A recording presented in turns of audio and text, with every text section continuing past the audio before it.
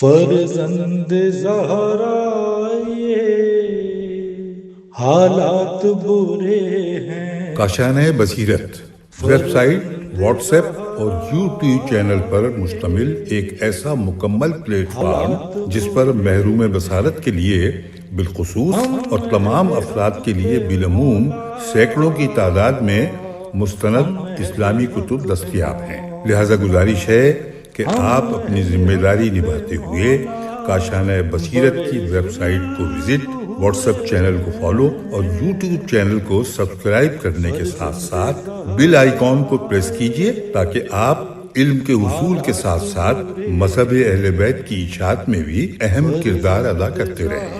کاشانۂ بصیرت۔ حالات برے ہیں۔ السلام علیکم ورحمۃ اللہ وبرکاتہ۔ سامعین، آپ سماعت فرما رہے ہیں ندائے عدالت انسانی۔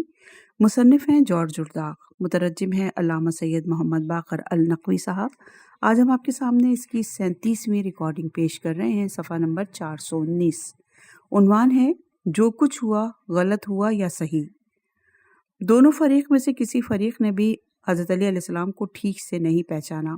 سلسلہ کلام کو جاری رکھنے اور خوارج کی سرگزشت ذکر کرنے سے پہلے ضروری معلوم ہوتا ہے کہ ہم دو خاص واقعوں پر روشنی ڈالتے چلیں جو جنگ صفین میں پیش آئے، کیونکہ ہمارے خیال میں دونوں واقعات واضح ثبوت ہیں اس کا کہ علی اپنے مقصد میں کامیاب رہے، کیونکہ اصل کامیابی دلوں کو جیتنا ہے، نہ کہ دشمن کے شہر کے قلعے پر اپنا علم نصب کر دینا۔ ان دونوں واقعات کو خصوصیت کے ساتھ ہم اس لیے وضاحت سے پیش کر رہے ہیں کہ بہت سے محبان علی اور آپ کی سیرت کے دلدادہ یہ خیال کرتے ہیں کہ حضرت علی نے ان دونوں واقعات میں مصلحت کے خلاف عمل کیا۔ آپ نے معاویہ اور ان کے فوجیوں کے ساتھ جو برتاؤ کیا، اس برتاؤ کے وہ مستحق نہ تھے۔ ان لوگوں کا کہنا ہے کہ اگر آپ چاہتے تو بغیر لڑے بھیڑے کامیاب ہو جاتے اور جنگ کی نوبت بھی نہیں آتی، تو ایسی خونریز جنگ نہ ہوتی، نہ لڑائی اتنی طول پکڑتی۔ پہلا واقعہ تو یہ ہے کہ ہم پہلے بھی بیان کر چکے ہیں کہ حضرت علی نے فرات پر قبضہ پانے کے بعد فرات کا پانی دشمنوں کے لیے بھی اسی طرح کھلا رکھا جس طرح اپنے ساتھیوں کے لیے، حالانکہ پہلے انہی دشمنوں نے آپ پر بندش آپ کر دی تھی اور کہا تھا کہ ہم ایک قطرہ بھی نہیں دیں گے یہاں تک کہ آپ پیاسے مر جائیں، لیکن حضرت علی نے معاویہ کے لشکر کو دریا سے مار بھگایا اور دریا پر قبضہ کرنے کے بعد ان کے لیے گھاٹ کا راستہ کھلا رکھا۔ معاویہ نے جس وقت گھاٹ پر قبضہ کیا تھا تو کہا تھا کہ یہ پہلی کامیابی ہے اور ہمیں ہرگز منظور نہیں کہ عراق والے دریا سے پانی لینے پائیں، لڑ بھیڑ کر غالب آ جائیں تو بات دوسری ہے۔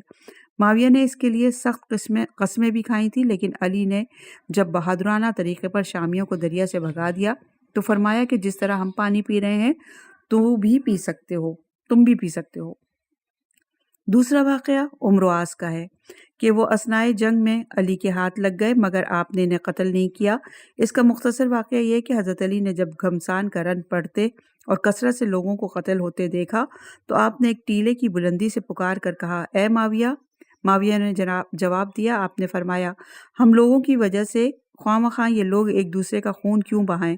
لوگوں کو چھوڑ دو، خود میدان میں آؤ، ہم تم لڑ کر اس کا فیصلہ کر لیں۔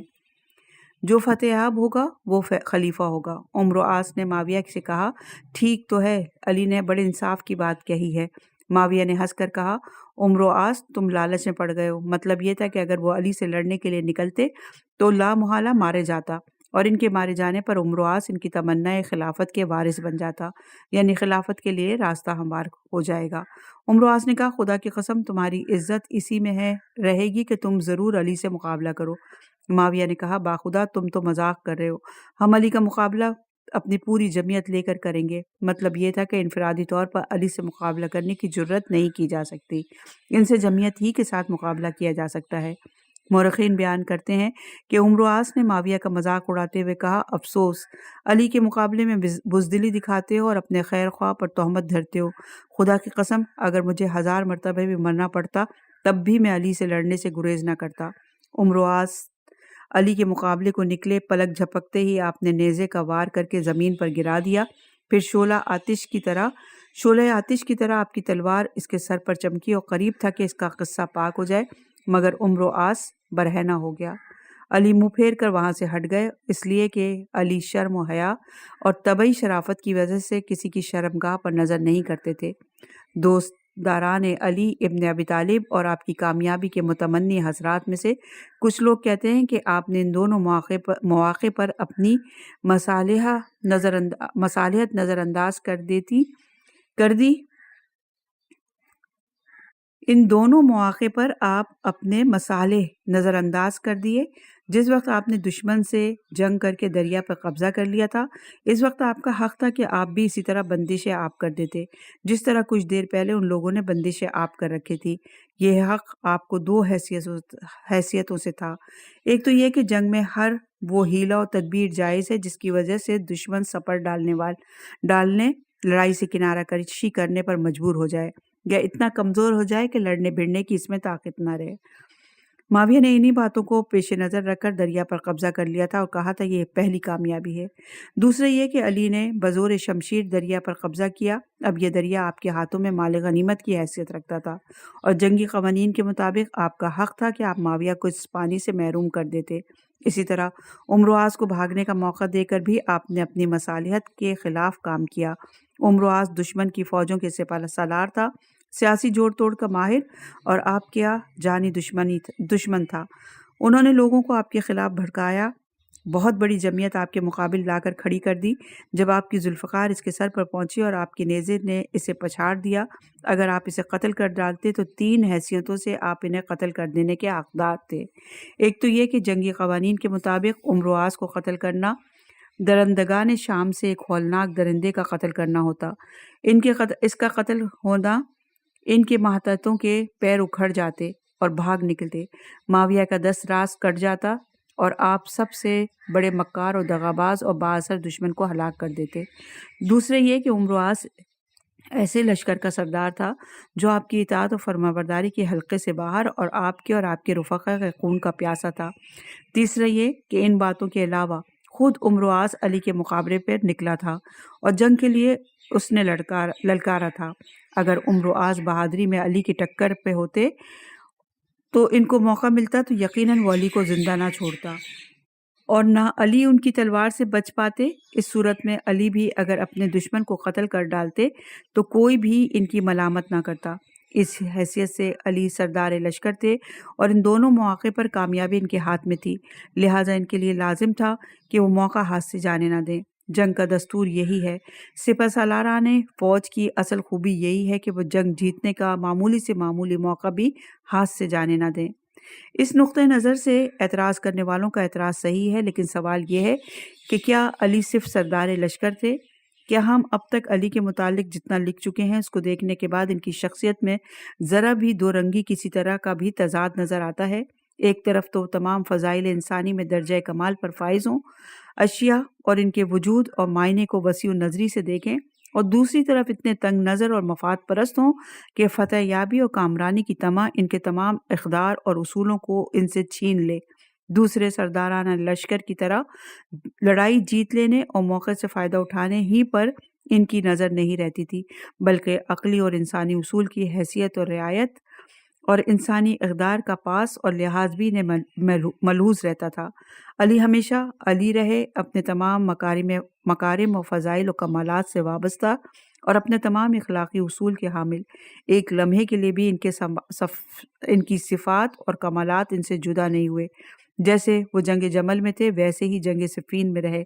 علی جنہوں نے اپنے خون کے پیاسوں اور ایسے دشمنوں کے لیے جنہوں نے آپ پر پانی بند کر دیا تھا اور کہا تھا ہم ایک قطرہ پانی کا تمہیں نہ دیں گے یہاں تک کہ تم پیاسے مر جاؤ، وہی علی ہیں جو پند و نصیحت کے موقع پر فرماتے ہیں اپنے ناراض بھائی کو نیکی اور احسان کر کے راضی کر لو اور اسی پر انعام و اکرام کر کے اس کے شر کو اپنے سے دور کرو، نیز یہ کہ اس بھلائی کا کیا فائدہ جسے برائی کے ذریعے حاصل کرو، نیز یہ کہ نیکی اور احسان کر کے دشمن کو قابو میں لاؤ، اس طرح کی کامیابی زیادہ شیریں ہیں۔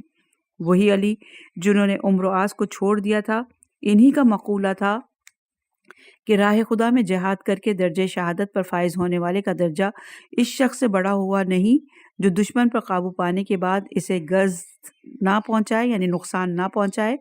ایسے شخص ملائکہ سے قریب تر ہے۔ یہ وہی علی ہیں جنہوں نے اپنے قاتل کے بارے میں جنگ صفین کے بعد کہا تھا اگر تم اس کو معاف کر دو گے تو یہ تقوی سے قریب تر ہوگا۔ علی جنہوں نے جنگ صفین کے ان تمام مواقع پر اپنے مصالح نظر انداز کر دیے، اپنی مصلحتیں نظر انداز کر دیں، اور وہی علی تھے جنہوں نے جنگ جمل میں اپنے مقتول اعداء پر گریہ کیا تھا۔ بے شک ایک عظیم شخصیت کے حدود وہ نہیں ہیں جو بعض محبان علی کے لیے چاہتے ہیں۔ علی کی صفات اور مکارم ذات کسی سردار لشکر جیسے نہیں، جس کی تمام تر توجہ اس بات پر مرکوز ہوتی ہے کہ دشمن پر جس طرح بھی ہو غلبہ حاصل کیا جائے۔ وہ فتح یابی اور کامرانی سے بہتر اور اہم کسی چیز کو سمجھتا ہی نہیں۔ مکارم اخلاق اور فضائل انسانی جن کا جنگی قوانین میں کوئی لحاظ نہیں کیا جاتا اور نہ عوام الناس انہیں کوئی اہمیت دیتے ہیں۔ شریف و بلند ہمت انسانوں کے اخلاق اور نیک طبیعت انسان کے وجدان اور عقلیں ان کا پاس اور لحاظ ضروری اور لازم سمجھی جاتی ہیں۔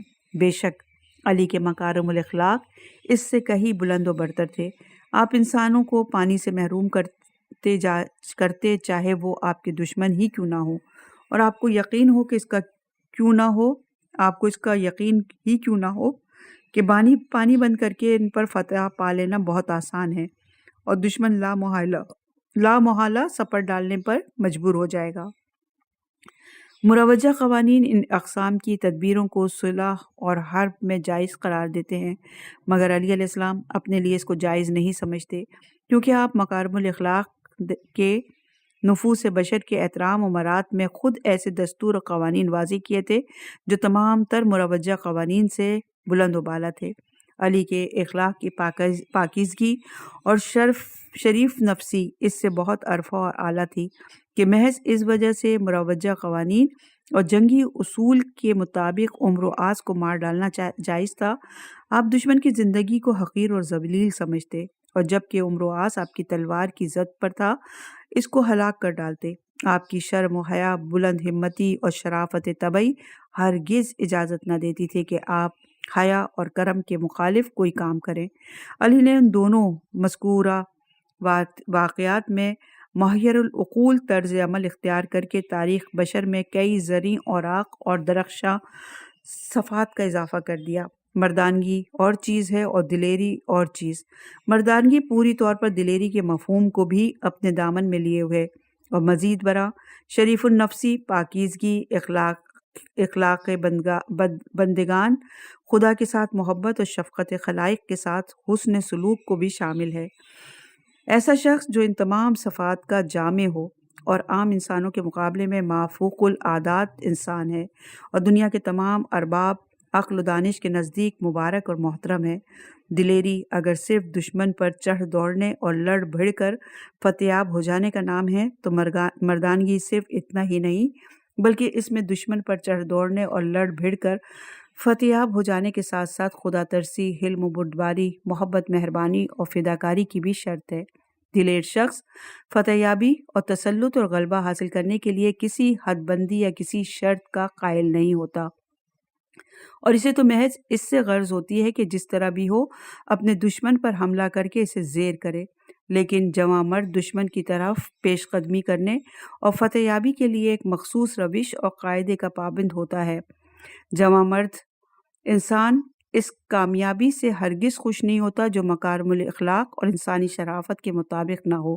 وہ جان دے دینا قبول کرتا ہے، مگر اخلاقی اقدار اور انسانی شرافت پر آنچ آنے دینا اسے گوارا نہیں ہوتا۔ اگر جواں مردی اور مردانگی کی اوصاف ابتدائے آفرینش سے لے کر آج تک کسی ذات میں جمع ہوئے ہیں تو وہ فقط علی کی ذات ہے۔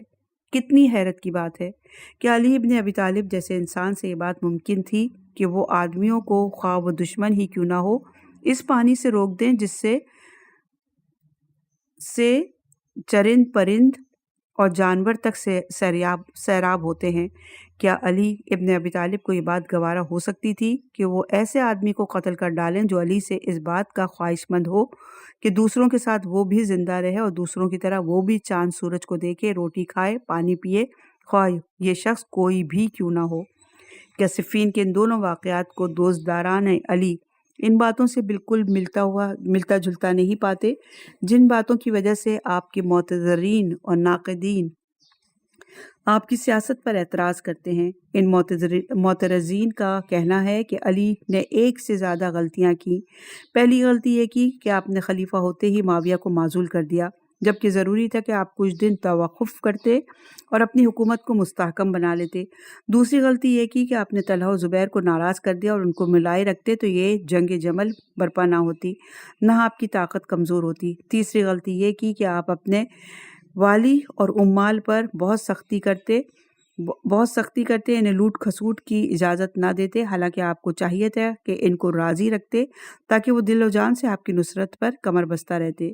یہی باتیں جن پر معترضین اعتراض کرتے ہیں، میرے عقیدے و خیال میں علی کے ان بہترین اور پسندیدہ ترین کاموں میں سے ہیں جو آپ کے نازک احساسات اور سلامتی ضمیر کی پیداوار ہیں۔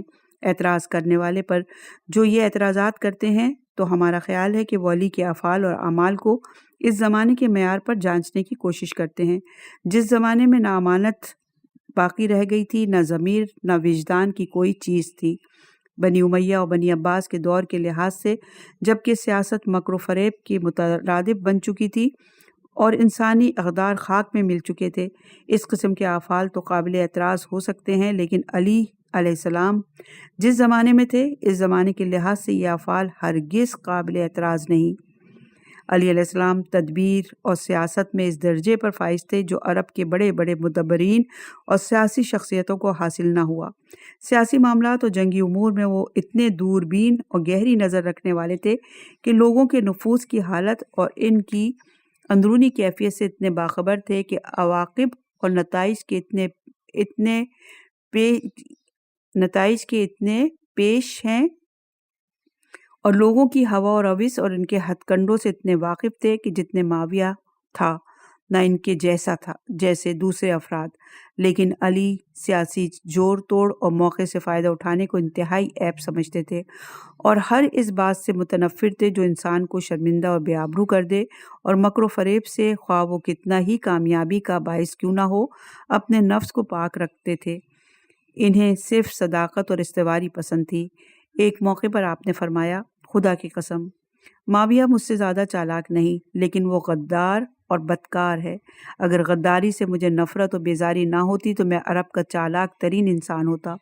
اس بحث کو ہم صراحتاً اور ضمناً گزشتہ صفحات پر لکھ چکے ہیں، یہاں دہرانے کی ضرورت نہیں۔ ہم یہاں صفین کے ان واقعات کے سلسلے میں اشارتاً ذکر کر رہے ہیں، صرف یہ دکھانے کے لیے کہ آپ کے مخالفین ہی نہیں، بعض چاہنے والے بھی آپ کی شخصیت اور روح کو صحیح طور پر سمجھنے سے کتنے قاصر ہیں۔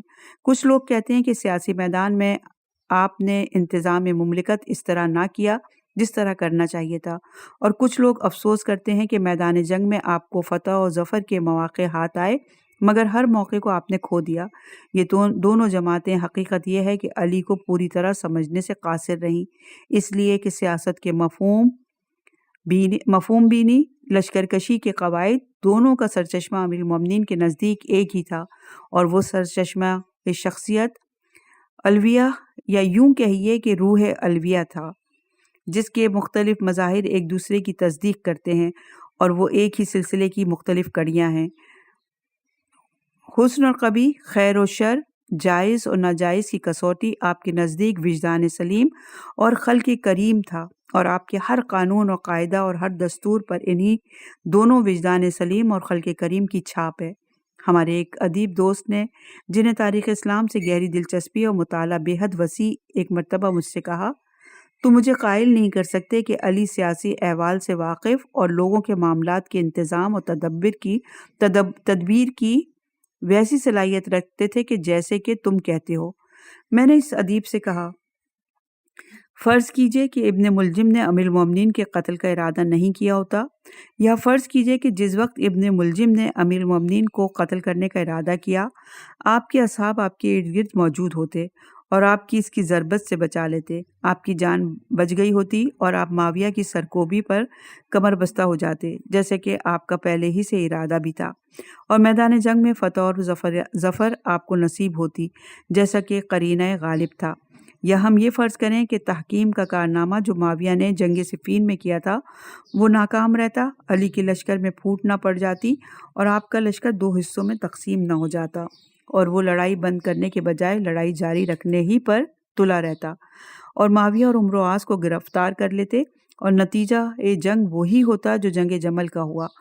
ہم کہتے ہیں کہ یہ سب باتیں فرض کر لی جائیں اور اس کے علاوہ اور بھی جو چاہے آپ فرض کر لیجئے، اور علی علیہ السلام آخرکار اسی طرح معاویہ کے مقابلے میں کامیاب ہوتے جس طرح طلحہ و زبیر کے مقابلے میں کامیاب ہوئے تھے، اور اگر نہ بھی کامیاب ہوتے تو اس کی ذمہ داری اتفاقات پر ہوتی یا قضا اور قدر پر۔ تو اس وقت آپ علی علیہ السلام کی سیاست کے متعلق کیا کہتے اور آپ کی جنگی تدبیر پر کیا اعتراض وارد کرتے؟ کیا آپ بھی ہماری طرح یہ نہ کہتے کہ علی باوجود غیر معمولی بلاغت اور حکمت، شرافت نفس اور اخلاق کریمانہ کے سیاست میں معاویہ سے زیادہ زیرک اور چالاک تھے، اور گتھیوں کے سلجھانے اور مشکل مسائل سے نمٹنے میں عمرو عاص سے زیادہ قدرت رکھتے تھے؟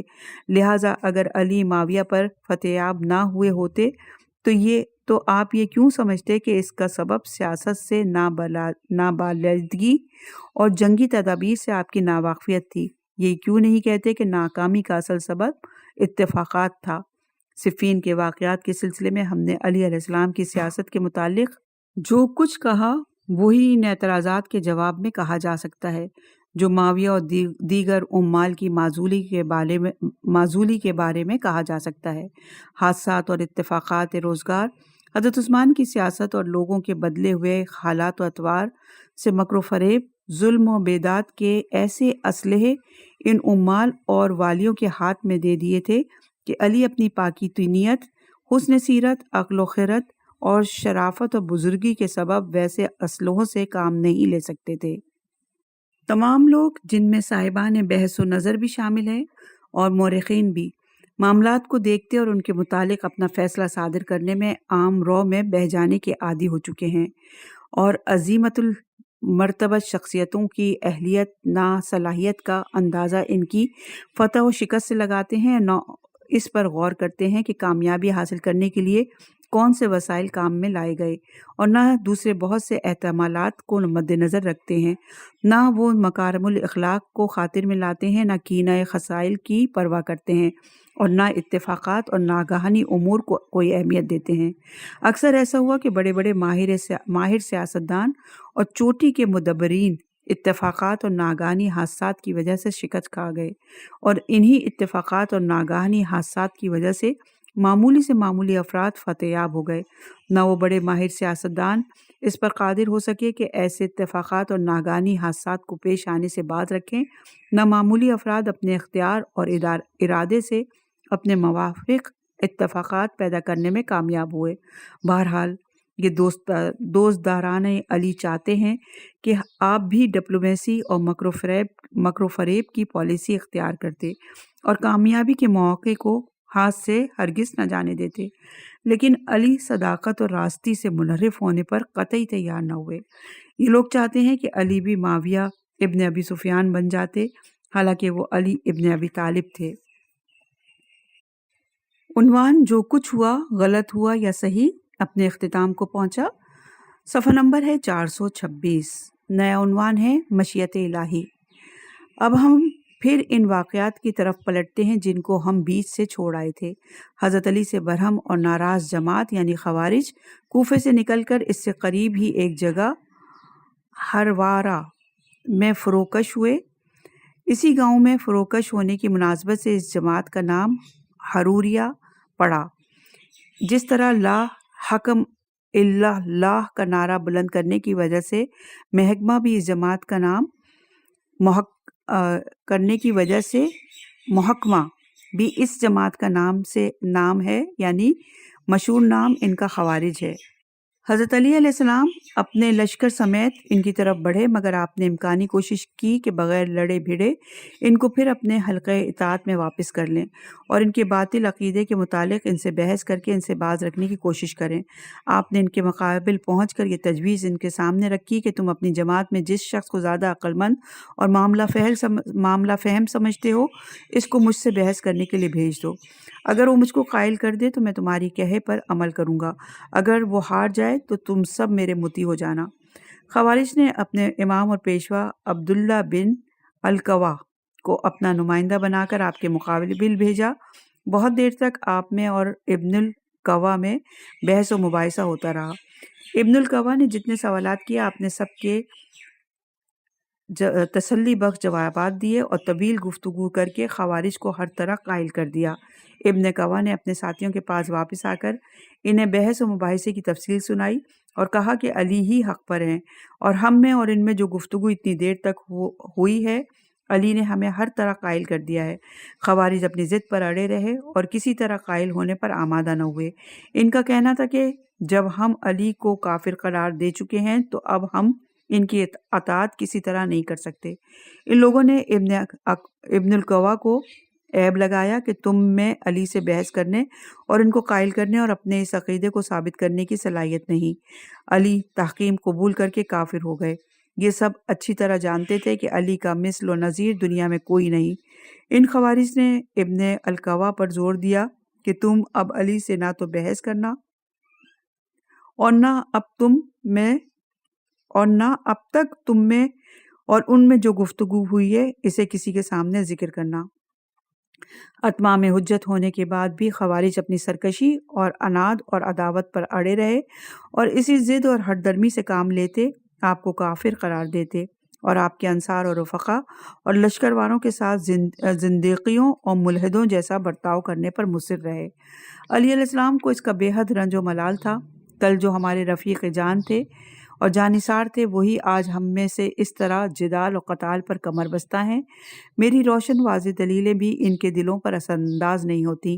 یہ سب ہوا اور ہوس کے بندے بنے ہوئے ہیں اور نفسانی خواہشوں نے ان کی آنکھوں پر پردے ڈال دی ہیں۔ آپ نے یقین کر لیا کہ اب ہمارے اور ان کے درمیان تلوار ہی فیصلہ کر سکتی ہے۔ یہ اس لیے بھی زیادہ ضروری ہے کہ اب یہ لوگ امن عامہ کو تباہ کرنے پر تل گئے ہیں۔ انسانی جانوں کی کوئی قدر و قیمت ان کے نزدیک باقی نہیں رہی۔ ہر طرف فتنہ و فساد کا بازار گرم کر رکھا ہے۔ جس کو پاتے ہیں قتل کر ڈالتے ہیں، جس آبادی میں پہنچ جاتے ہیں تباہی پھیلا دیتے ہیں۔ پھر بھی آپ نے سمجھانے اور واعظ و نصیحت کے ذریعے راہ راست پر لانے کی عادت ترک نہ کی۔ آپ نے اپنے سپاہیوں کو تاکید کی کہ دیکھو جب تک وہ خود جنگ و جدال کا آغاز نہ کریں تو اپنی طرف سے ابتدا نہ کرنا۔ دفعتاً خوارج نے اپنا نعرہ بلند کیا لا حکم اللہ، اور اس نعرے کے ساتھ ہی حضرت علی اور آپ کے لشکر پر ٹوٹ پڑے اور انتہائی عداوت اور عناد اور پورے جوش و خروش کے ساتھ شمشیر زنی کرنے لگے۔ اب امیر المومنین نے بھی تلوار اٹھائی اور ہولناک جنگ چھڑ گئی جسے جنگ نہروان کے نام سے یاد کیا جاتا ہے۔ دونوں طرف کی فوجیں مارنے پر تل گئیں۔ جب لڑائی کی آگ فرو ہوئی تو خوارج سب کے سب قتل ہو چکے تھے۔ صرف 400 خوارج زندہ بچے، مگر زخموں سے چور چور اور مردوں سے بدتر۔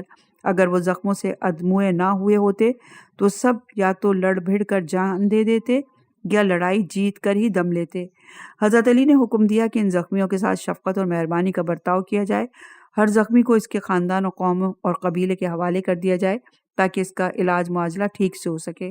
خوارج کی سرکوبی کے بعد حضرت علی نے چاہا کہ یہیں سے شام کی طرف بڑھ چلیں تاکہ معاویہ کی سرکوبی بھی ہو جائے۔ اشعث بن قیس نے اس مرتبہ بھی مکر و فریب کی چال چلی اور ایسی تدبیریں کی کہ آپ اپنے ارادے کو عملی جامہ نہ پہنا سکیں۔ اس نے اپنی ریشہ دیوانیوں اور سازشی حرکتوں سے آپ کی فوج کے غالب حصے کو اس پر آمادہ کر لیا کہ فوج سے بھاگ نکلیں اور آس پاس شہروں میں جا چھپیں۔ اشعث کا کہنا یہ تھا کہ عرصے دراز تک لڑتے بھڑتے رہنے کی وجہ سے سپاہی بے حد تک چکے ہیں، تھوڑی مہلت انہیں دے دیجیے، پھر تر و تازہ ہو جائیں، اس کے بعد یہ سب آپ کے لشکر میں آ پہنچیں گے۔ امیر المومنین کوفہ پلٹ آئے تاکہ ازسر نو تیاریاں کر کے شام پر چڑھائی کریں۔ معاویہ کے سپاہی ان کے وفادار تھے ہی خوارج نے بھی امیر المومنین علیہ السلام سے جنگ کر کے لاشعوری طور پر معاویہ کی مدد کی، اور اشعث بن قیس کو تو جیسا کہ مورخین نے کہا کہ پس پردہ ان کا مخلص و مددگار تھا ہی۔ بعض مورخین نے صراحت کی ہے کہ یہ شام جا کر معاویہ سے ملا اور ان سے بے شمار دولت حاصل کی اور آئندہ کے واقعات کا انتظار کرنے لگا۔ اس موقع پر قضا اور قدر نے اپنے ترکش سے ایک تیر نکال کر علی کی طرف پھینکا۔ وہ عظیم ترین انسان اس تیر کا نشانہ بن گیا اور دشمن اپنی دلی مراد کو پہنچیا، مگر دشمن کی یہ کامیابی اس کے مکر و فریب، ہوشیاری اور دانائی، قوت اور طاقت یا عقل اور تدبیر کا نتیجہ نہ تھی، بلکہ ناگہانی حادثہ اور اتفاق نے اس کی کامیابی کی راہ پیدا کر دی۔ چند کٹر قسم کے خوارج ایک جگہ اکٹھا ہوئے ان اعزا اور رشتہ دار اور رفقا اور انصار کا ذکر چڑھا جو جنگ نہروان میں مارے گئے۔ طے یہ ہوا کہ یہ جتنا کشت و خون ہوا اور ہمارے جتنے مقتولین مارے گئے ان سب کی ذمہ داری 3 شخصوں پر ہے جو ضلالت و گمراہی کے پیشوا ہیں، جیسا کہ ان خوارج کا نظریہ تھا کہ یہ ایک علی، دوسرے معاویہ اور تیسرے عمرو عاص۔ ایک خارجی جس کا نام برق بن عبداللہ تھا اٹھ کھڑا ہوا اور کہا میں معاویہ ابن سفیان کا کام تمام کرنے کا ذمہ لیتا ہوں۔ دوسرے خارجی عمرو بن بکر نے کہا کہ میں عمرو عاص کا قصہ پاک کر دوں گا۔ عبد الرحمن ابن ملجم نے علی کو قتل کرنے کی ذمہ داری لی۔ ان تینوں خارجیوں نے متفقہ طور پر فیصلہ کیا علی، معاویہ اور عمرو عاص کو ایک ہی شب میں قتل کیا جائے۔ یہ تینوں عقیدے میں سخت متعصب، انتقام لینے میں جان و دل سے تیار اور اپنے منصوبے کو جان پر کھیل کر پایہ تکمیل تک پہنچانے والے تھے۔ البتہ عبد الرحمن بن ملجم کے متعلق ایک ایسا عجیب اتفاق پیش آیا جس نے محمیز کا کام کیا اور اس کے ارادے کو ایسا مستحکم کر دیا کہ بقیہ دونوں خارجی معاویہ اور عمرو عاص کو قتل کرنے میں کچھ ہچکچائے بھی تو یہ اپنے ارادے سے باز نہ آئے۔ یہ ابن ملجم مکہ سے چل کر کوفہ آیا، وہاں اپنے ایک ساتھی کے پاس ٹھہرا۔ وہاں ناگہانی طور پر اس کی ملاقات قطامہ بنت الاخضر سے ہوئی جو اپنے وقت کی بے نظیر حسین و جمیل عورت تھی۔ اس کے باپ اور بھائی دونوں جنگ نہروان میں مارے گئے تھے۔ ابن ملجم اس کو دیکھتے ہی جی جان سے اس پر فرفتہ ہو گیا۔ اس نے پیغام نکاح دیا۔ اس نے پوچھا کہ تم مجھے مہر میں کیا دو گے؟ ابن ملجم نے کہا جو تم مانگو۔ اس نے کہا میں اپنے مہر میں 3000 درہم، ایک غلام، ایک کنیز مانگتی ہوں اور علی ابن ابی طالب کا قتل۔ ابن ملجم نے کہا 3000 درہم، ایک غلام، ایک کنیز کا دینا تو آسان ہے، مگر علی کو میں کیسے قتل کر پاؤں گا؟ اس نے کہا انہیں دھوکے سے قتل کر ڈالو، اگر نہیں مار ڈالو گے تو تمہارا بھی کلیجہ ٹھنڈا ہوگا اور میرا بھی، پھر ایک مدت تک میرے ساتھ عیش کرو گے۔ ابن ملجم قطامہ سے ملنے اور اس سے گفتگو کرنے سے پہلے اپنے ارادے کو عملی جامہ پہنانے میں متردد تھا، اس لیے کہ کسی شخص کا ضمیر خواہ کتنا ہی پست و ذلیل ہو جائے، کوئی شخص کتنا ہی کمینگی پر اتر آئے، پھر بھی اس کے لیے آسان نہ ہوتا کہ علی کو ایسے جرم کی بنا پر قتل کرنے پر آمادہ ہو جائے جس سے علی کو دور کا بھی تعلق نہ تھا۔ اسی طرح کسی انسان کے لیے یہ بھی آسان بات نہ تھی کہ وہ ایسا ہولناک اقدام کر بیٹھے جس کے متعلق اسے یقین ہو کہ اس کا نتیجہ انتہائی خطرناک ہوگا، لیکن مقدر یہی تھا کہ ابن ملجم جس کام کو انجام دینے میں متردد تھا اب اس کے لیے جان و دل سے کوشش کرے اور انتہائی ہولناک جرم کرنے پر آمادہ ہو جائے۔ قضا اور قدر نے اپنے ترکش سے ایک نیا تیر نکال کر ابن ملجم کے ہاتھ میں دے دیا کہ امام کے سینے کو نشانہ بنائے۔ ابن ملجم کو قضا اور قدر اس کے دوست کے گھر لے گئی۔ ٹھیک اسی وقت قضا اور قدر نے قطامہ کو بھی وہاں پہنچا دیا اور ان دونوں کے درمیان اس عجیب و غریب مہر پر سوال و جواب، القول اور اقرار ہوئے۔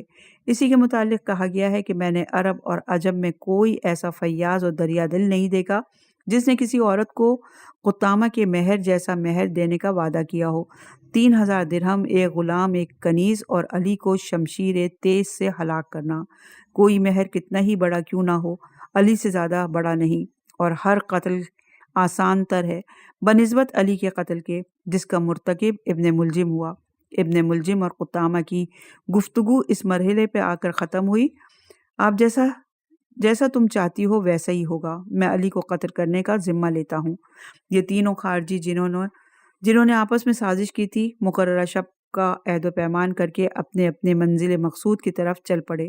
اس غدار روزگار نے عجیب اتفاق دکھلایا اور فلک کج مدار نے بڑی حیرت انگیز بدرفتاری کا نمونہ پیش کیا جس کا قصور وار کسی کو بھی ٹھہرایا نہیں جا سکتا۔ ایسے اتفاقات زمانے میں شاید ہی کبھی پیش آتے ہوں۔ جو شخص عمرو عاص کو قتل کرنے کے ارادے سے نکلا تھا وہ کامیاب نہ ہوا۔